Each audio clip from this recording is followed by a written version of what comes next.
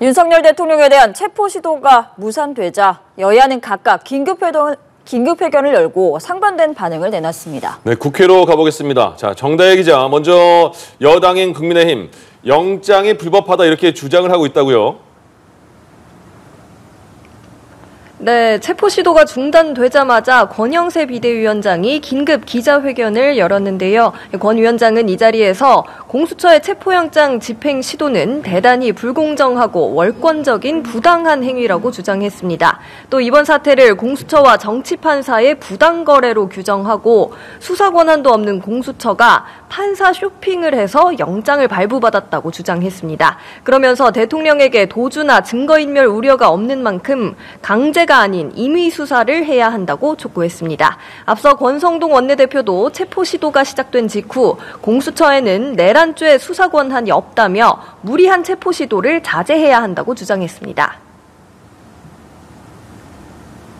이미 탄핵 찬반으로 사회 갈등이 지속되는 상황에서 절차적 공정성을 훼손하는 수사는 향후 사회 갈등을 더욱 부추길 뿐입니다.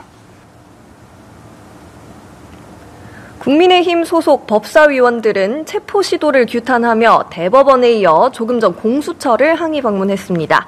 다만 여당 내에서도 윤 대통령이 왕이라는 착각을 하는 것 같다, 최소한의 양심마저 저버렸다는 등의 비판적인 목소리도 나오고 있습니다. 네, 정 기자, 민주당은 즉각 다시 체포에 나서야 한다는 입장이죠. 네, 민주당에서는 박찬대 원내대표가 기자회견을 열고 공수처의 영장 집행 중단에 대해 매우 유감이라고 밝혔습니다.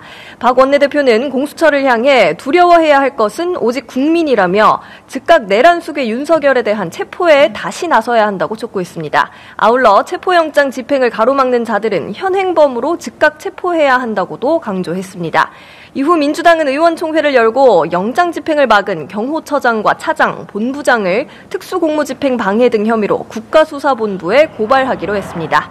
앞서 공수처의 영장 집행 시도 직후에도 민주당은 윤 대통령을 맹비난하며 신속한 현장 체포를 촉구한 바 있습니다. 이재명 대표는 체포 문제에 대해 직접적인 언급 대신 우회적인 비판을 내놨습니다. 법은 모두에게 평등한 것입니다. 예측 가능한 사회라야 경제가 삽니다. 누군가의 아집, 어떤 집단의 특별한 이익을 위해서 전체가 희생되어서는 안 됩니다. 네, 민주당 법사위원들도 즉각 체포영장을 재집행하라고 촉구하며 공수처를 항의 방문했습니다. 지금까지 국회에서 전해드렸습니다.